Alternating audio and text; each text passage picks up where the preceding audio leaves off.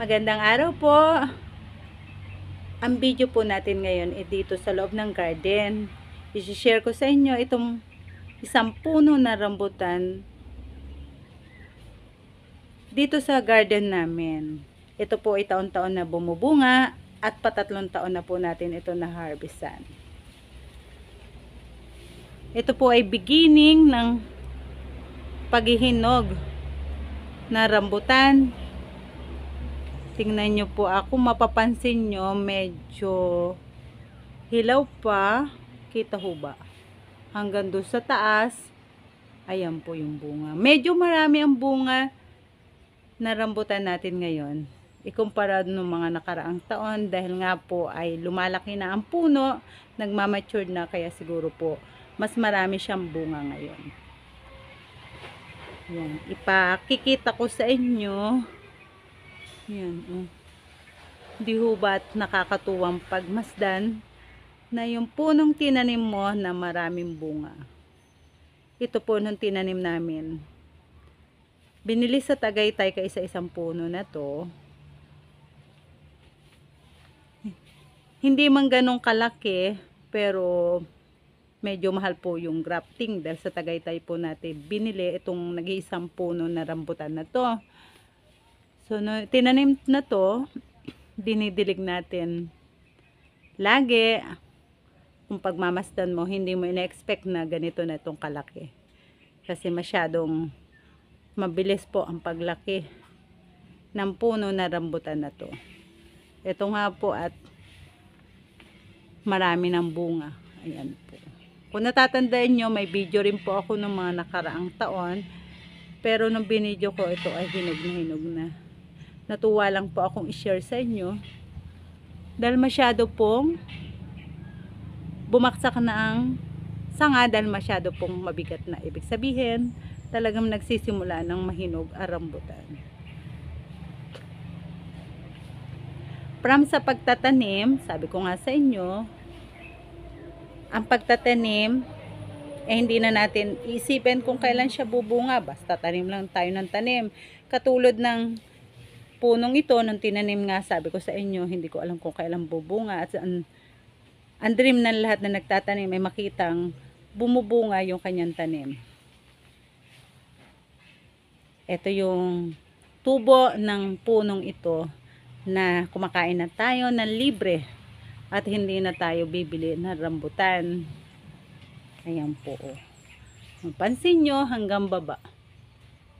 Ito nga po ay hindi pa masyadong hinog, pero beginning pa po ng paghihinog. Hindi pa talaga siya yung harvesting kasi pa pwedeng dahil hindi pa naman ganong kahinog na hinog.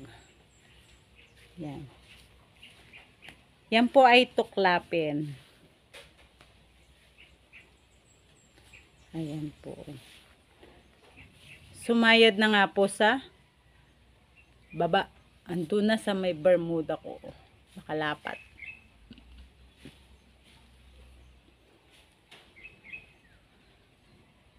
Ayan po yung bunga. Medyo kulimlim lang po, kaya hindi masyadong kita at hindi naman po hinog.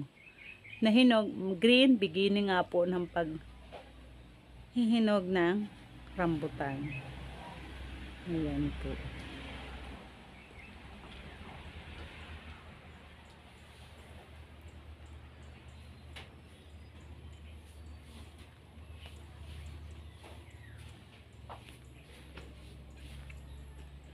Ayun po hanggang dun sa dulo.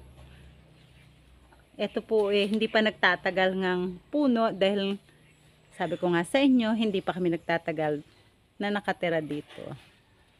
Ayan po. Sa isang katulad namin na kami nagtanim at nag-alaga ng punong ito, kasi ito nga po dinidilig ko lagi. Nakakatuwa rin pong pagmasdan. Pag nakita mo na nagbubungahan na ang mga tanim. Ayan po. At tayo po ay titikim.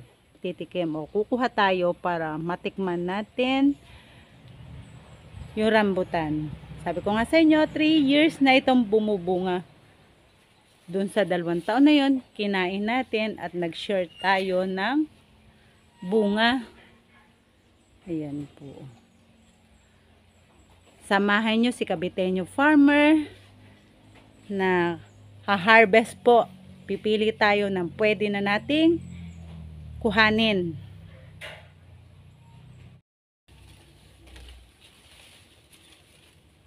Andito po si Caviteño Farmer na titikman this year yung ating rambutan.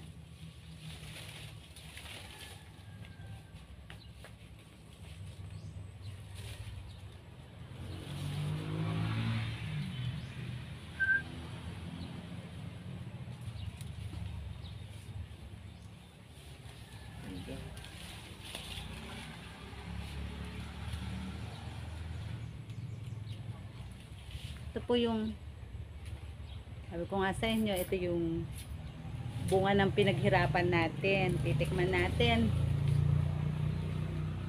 Masarap.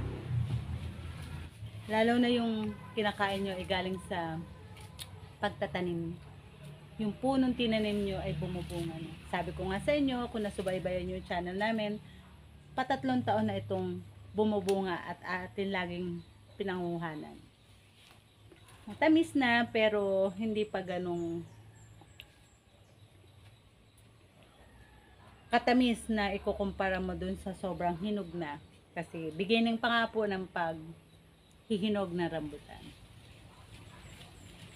Titikpan natin ito pero hindi pa natin ha-harvestin dahil nga sabi ko sa inyo beginning pa lang ng paghihinog. Hindi pa ganong kahinog.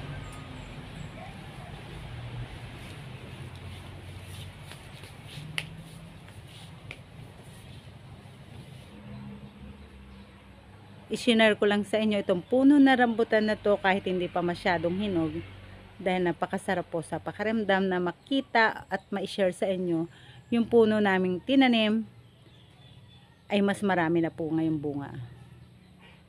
Ayan po. Tinikman nga po namin ni Caviteño Farmer yung bunga kung pwede nang i-harvest pero mas maganda po ay pahinugin pa para mas masarap. Ayan.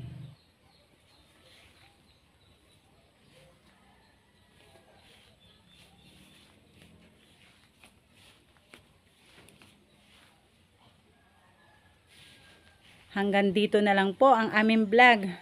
Maraming salamat po sa patuloy na suporta nyo kay Caviteño Farmer. Shoutout po sa lahat ng mga viewers at subscriber. Hindi na po namin kayo isa-isahin. Maraming salamat po. Mabuhay po kayo. God bless po. Bye-bye.